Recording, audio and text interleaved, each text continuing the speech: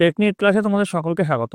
আজকে আমাদের আলোচ্য বিষয় 2025 সালের নবম শ্রেণীর তৃতীয় পর্যায়ক্রমিক মূল্যায়নের ইতিহাসের রায় মার্টিনের প্রশ্নবিচিত্রার যে 3 নম্বর স্কুলটা রয়েছে, অর্থাৎ চান্দা পূর্বাচল বিদ্যাপীঠ, যেটা তোমাদের প্রশ্নবিচিত্রার 423 নম্বর পেজে পেয়ে যাবে তার প্রশ্ন এবং তার উত্তর। তোমাদের এই পরীক্ষায় পূর্ণমান থাকবে 90, সময় পাবে তোমরা 3 ঘন্টা 15 মিনিট। তোমাদের এর আগে তৃতীয় পর্যায়ক্রমিক মূল্যায়নে নবম শ্রেণীর ভূগোলে 4টে স্কুল এবং ইতিহাসের 2টো স্কুলের প্রশ্ন এবং তার উত্তর করিয়েছি। তুমি যারা দেখোনি, তাই জন্য লিঙ্ক ডিসক্রিপশন বক্সে আছে, তোমরা সেখানে দেখে নিতে পারো। তোমাদের এই প্রশ্নোত্তর পর্ব শুরু করে বলে রাখি, তোমাদের এই চ্যানেলে রায় মার্টিনের সমস্ত সাবজেক্টের সমস্ত স্কুলের প্রশ্ন এবং তার উত্তর প্রিন্টেড আকারে দেওয়া হবে, তোমরা সকলে এই চ্যানেলটিকে সাবস্ক্রাইব করে রেখো। তো দেখো, প্রথমে যেটা আছে বিভাগ ক, সঠিক উত্তরটি বেছে নিয়ে লেখো। 1 গুণ 20 সমান 20। ফরাসি বিপ্লবের সময় ফ্রান্সের সম্রাট ছিলেন ষোড়শ লুই। ফ্রান্সের সামন্ত প্রথার অবসান ঘটেছিল 4ই আগস্ট। পার্সিয়ান লেটার গ্রন্থের রচয়িতা মন্তেস্কু। নেপোলিয়ন নিজেকে ফরাসি জাতির সম্রাট হিসেবে ঘোষণা করেন 1804 খ্রিস্টাব্দে। 1805 খ্রিস্টাব্দে ট্রাফালগারের যুদ্ধে ইংরেজ সেনাপতি ছিলেন নেলসন। নেপোলিয়ন মারা যান সেন্ট হেলেনা দ্বীপে। জার্মানির ফ্র্যাঙ্কফুর্ট পার্লামেন্টে নির্বাচিত প্রতিনিধি ছিলেন 586 জন। 1961 খ্রিস্টাব্দে ভূমিদাস প্রথার উচ্ছেদ করেন জার দ্বিতীয় আলেকজান্ডার। কূটনীতির রাজকুমার বলা হতো মেটারনিককে। সর্বপ্রথম শিল্প বিপ্লব ঘটেছিল ইংল্যান্ডে। শিল্প বিপ্লবের সূত্রে সমাজে দুটি নতুন শ্রেণীর সৃষ্টি হয়েছিল, মালিক শ্রেণী ও শ্রমিক শ্রেণী। সুয়েজ খাল উন্মুক্ত করা হয় 1869 খ্রিস্টাব্দে। রাশিয়ার সমাজতন্ত্র প্রতিষ্ঠিত হয় 1917 খ্রিস্টাব্দে রুশ বিপ্লবের মধ্য দিয়ে। 14 দফা নীতি ঘোষণা করেন উড্রো উইলসন। এল দুচে উপাধি গ্রহণ করেন মুসোলিনি। উইলস্টন চার্চিল ছিলেন ইংল্যান্ডের প্রধানমন্ত্রী। জার্মানির সোভিয়েত আক্রমণের সাংকেতিক নাম ছিল অপারেশন বারবারোসা। সম্মানজনক শান্তি বলে পরিচিত যে চুক্তি, তা হলো মিউনিখ চুক্তি। জাতিসংঘের সদর দপ্তর অবস্থিত জেনেভাতে। জাতিপুঞ্জের কোন সভাকে বিশ্ব নাগরিক সভা বলা হয়? উত্তর লিখবে সাধারণ সভাকে। আচ্ছা, পরবর্তীতে বিভাগ ক্ষয়ে যাওয়ার আগে তোমাদের জন্য একটা প্রশ্ন রাখছি। বাষ্পীয় ইঞ্জিন কে আবিষ্কার করেন? সেই উত্তরটা তোমরা কমেন্ট বক্সে লিখে জানাবে। কমেন্টে তোমাদের বিদ্যালয়ের নাম এবং কে কোন জায়গা থেকে দেখছো সেটা কিন্তু লিখতে ভুলবে না। ঠিক আছে, আবারও বলছি, বাষ্পীয় ইঞ্জিন কে আবিষ্কার করেন, এর উত্তরটা। পরের প্রশ্ন, প্রতিটি উপবিভাগ থেকে অন্তত একটি করে মোট 16টি প্রশ্ন উত্তর দাও। 1 গুণ 16 সমান 16। উপবিভাগ এ, একটি বাক্যে উত্তর দাও। Napoleon confederation of the Rhine কোন রাজ্যগুলিকে নিয়ে গঠন করেন? নেপোলিয়ান জার্মানির রাইন অঞ্চলের 16টি ক্ষুদ্র রাজ্য নিয়ে কনফেডারেশন অব দ্য রাইন গঠন করেন। কে বাষ্পীয় ইঞ্জিন আবিষ্কার করেন? জেমস ওয়াট বাষ্পীয় ইঞ্জিন আবিষ্কার করেন। কার নেতৃত্বে স্পেনে এক নায়কতন্ত্র প্রতিষ্ঠিত হয়? জেনারেল ফ্রাঙ্কোর নেতৃত্বে স্পেনে এক নায়কতন্ত্র প্রতিষ্ঠিত হয়। সম্মিলিত জাতিপুঞ্জ ইউএনও কবে প্রতিষ্ঠিত হয়? 1945 সালের 24শে অক্টোবর প্রতিষ্ঠিত হয়। সত্য মিথ্যা নির্ণয় করো। ফলতেয়ার ছিলেন একজন ফরাসি দার্শনিক। সত্য। জার্মানিতে প্রথম শিল্প বিপ্লব সংঘটিত হয়। মিথ্যা। ইংল্যান্ডে প্রথম শিল্প বিপ্লব হয়েছিল। সম্মিলিত জাতিপুঞ্জের প্রতিষ্ঠা হয়েছিল দ্বিতীয় বিশ্বযুদ্ধের পূর্বে। মিথ্যা। সম্মিলিত জাতিপুঞ্জের প্রতিষ্ঠা হয়েছিল দ্বিতীয় বিশ্বযুদ্ধের পরে। অটো হান ছিলেন জার্মান বিজ্ঞানী। সত্য। এবার ক স্তম্ভের সঙ্গে খ স্তম্ভ মেলাতে বলেছে। 1 নম্বরে গ্যাবেলের সঙ্গে ডি মিলবে লবণকর, 2 এর সঙ্গে মিলবে এ, 3 এর সঙ্গে মিলবে বি, 4 এর সঙ্গে মিলবে সি। ঠিক আছে, অর্থাৎ এপ্রিল থিসিসের সঙ্গে লেনিন মিলবে। এবার দেখো, কিছু মানচিত্র পয়েন্টিং আছে। 1805 খ্রিস্টাব্দে ট্রাফালগারের যুদ্ধক্ষেত্র। পর্তুগালের রাজধানী লিসবন। জার্মানির ঐক্য আন্দোলন পর্বের আলসাস ও লোরেন। 1918 খ্রিস্টাব্দে বলসেভিক প্রভাবিত রুশ এলাকা। এবার দেখো, উপবিভাগ ই, নিচের বিবৃতিগুলির সঠিক ব্যাখ্যা নির্বাচন করো। 175 বছর পর ফরাসি সম্রাট ষোড়শ লুই স্টেট জেনারেল আহ্বান করেন। কারণ ব্যাখ্যা হচ্ছে তীব্র অর্থ সংকট থেকে মুক্তি লাভের জন্য। বিসমার্ককে কূটনীতিক জাদুকর বলা হয়। কারণ ব্যাখ্যা আছে ধুরন্ধর রাজনীতিবিদ বিসমার্ক কূটনৈতিক চাতুর্যের মাধ্যমে জার্মানিকে ঐক্যবদ্ধ করতে সক্ষম হয়েছিলেন। তারপরে দেখো, 3 নম্বর, বিশ্ব রাজনীতিতে রোম বার্লিন টোকিও চুক্তি ছিল অত্যন্ত গুরুত্বপূর্ণ। ব্যাখ্যা হচ্ছে এই চুক্তি একনায়কতন্ত্রের প্রসার ঘটায় ও সাম্যবাদের প্রসার রোধ করে। 1941 খ্রিস্টাব্দে জাপান মার্কিন নৌঘাঁটি পার্ল হারবারে বোমাবর্ষণ করেন। কারণ জাপান আমেরিকার যুদ্ধ উপকরণ সরবরাহ বন্ধ করে দেয়। ঠিক আছে, জাপানকে আমেরিকার যুদ্ধ উপকরণ সরবরাহ বন্ধ করে দেয়। বিভাগ গ, নিচের প্রশ্নগুলি 2 থেকে 3টি বাক্যে উত্তর দাও, যেখানে 11টি। 2 গুণ 11 সমান 22। টেনিস কোর্টের শপথ কি? 1789 খ্রিস্টাব্দে ফরাসি বিপ্লবের সময় তৃতীয় শ্রেণীর প্রতিনিধিরা সভাগৃহ বন্ধ রেখে নিকটবর্তী টেনিস কোর্টে সমবেত হন এবং শপথ নেন যে নতুন সংবিধান রচনা না হওয়া পর্যন্ত তারা একত্রিত থাকবেন, এটা টেনিস কোর্টের শপথ নামে পরিচিত। তারপরে দেখো সন্ত্রাসের রাজত্বকাল বলতে কি বোঝো? দেখো এর উত্তরটা এখানে লেখা আছে, তুমি দেখে নিও, আমি আর পড়লাম না, ঠিক আছে। এবার দেখো নেপোলিয়ানকে বিপ্লবের সন্তান বলা হয় কেন? এখানে উত্তর লেখা আছে, পড়লাম না আমি আর। নীল নদের যুদ্ধ কত খ্রিস্টাব্দে কাদের মধ্যে হয়েছিল? দেখো উত্তরে লেখা আছে কত খ্রিস্টাব্দে হয়েছিল, কাদের মধ্যে হয়েছিল। জোলভেরাইন বলতে কি বোঝো?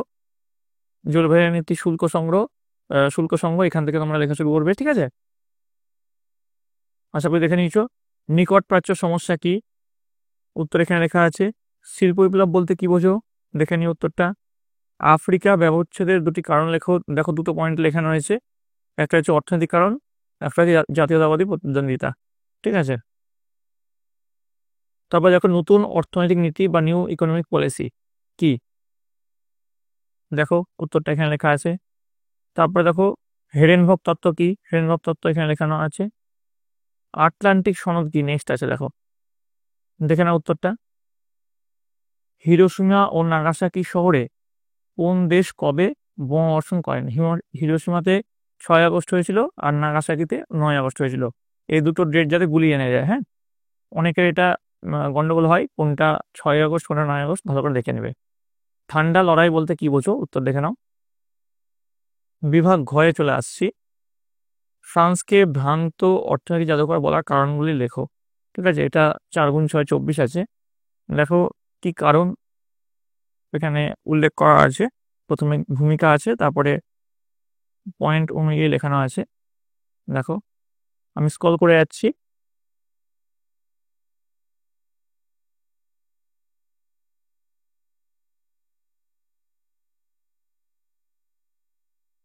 ঠিক আছে, এতটা অবধি লিখবে। প্রতিটা পয়েন্ট যেমন করে লেখানো হলো, ভিডিওটা স্লো মোশনে দিয়ে বা পজ করে তোমরা লিখে নিও। অথবা লেখা আছে ফরাসি বিপ্লবের রুশোর অবদান কি ছিল? দেখো ফরাসি বিপ্লবের রুশোর অবদান, প্রতিটা পয়েন্ট আমি হাইলাইট করছি, যেমন করে পয়েন্ট ওয়াইজ লেখানো আছে তেমনভাবে তোমরা লিখবে। নেপোলিয়ানের পতনের কারণগুলি সংক্ষেপে আলোচনা করো। দেখো পয়েন্টগুলো আমি হাইলাইট করে দিচ্ছি তোমার জন্য,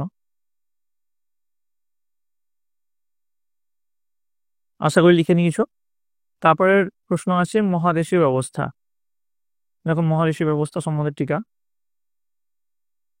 এবার দেখো ফেব্রুয়ারি বিপ্লব সম্পর্কে একটু বর্ণনা দাও, পয়েন্ট ওয়াইজ লেখানো হয়েছে। আশা করি দেখে নিয়েছো তোমরা। জুলাই বিপ্লব সম্পর্কে একটু সংক্ষিপ্ত বর্ণনা দাও।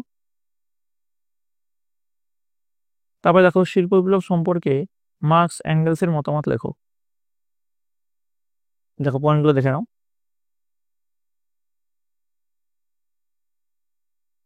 ঠিক আছে, সুয়েজ খাল টিকা। তারপরে ফ্যাসিবাদ ও নাৎসিবাদের মধ্যে তুলনা করো। দেখো প্রতিটা পয়েন্ট ওয়াইজ তুলনা করা হয়েছে এখানে। অথবা আছে ভার্সাই সন্ধি জার্মানির উপর কতটা চাপ সৃষ্টি করেছিল? অর্থনৈতিক চাপ, রাজনৈতিক অপমান, ভূখণ্ড হ্রাস, ঠিক আছে। প্রতিটা পয়েন্ট ওয়াইজ লিখবে। টিকা লেখো রোম বার্লিন টোকিও জোট, তার টিকা এখানে লেখানো হয়েছে। অথবা দিয়ে আছে 14 দফা নীতির প্রেক্ষিত কি ছিল? এবার চলে আসছে বিভাগ উম। 15 থেকে 16টি বাক্যে যে কোনো একটি প্রশ্ন উত্তর দাও। 8 × 1 = 8। মেটার্নিক ব্যবস্থার উদ্দেশ্য কি ছিল? ইউরোপে এর প্রভাব সম্পর্কে লেখো। দেখো প্রথমে উদ্দেশ্য, মূল উদ্দেশ্য ছিল, দেখতে পাচ্ছ। আর ইউরোপে মেটার্নিক ব্যবস্থার প্রভাব, সেটা এখানে নিচে লেখানো হয়েছে, এটাও পয়েন্ট করে লেখানো হয়েছে।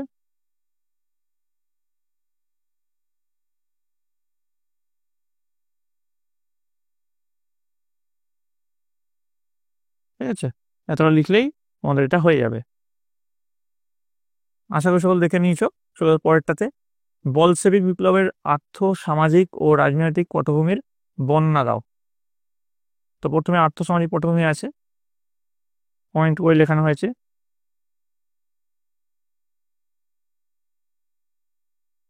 তারপরে রাজনৈতিক পটভূমি আছে, এটাও কিন্তু পয়েন্ট করে লেখানো হয়েছে।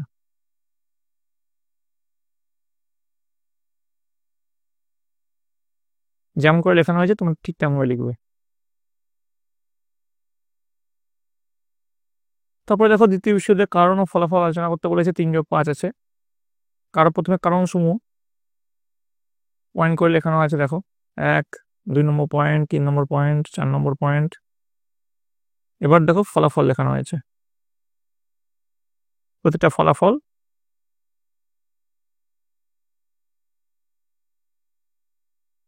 এগুলো পয়েন্ট ওয়াইজ লেখানো হয়েছে, আমি হাইলাইট করে দিলাম।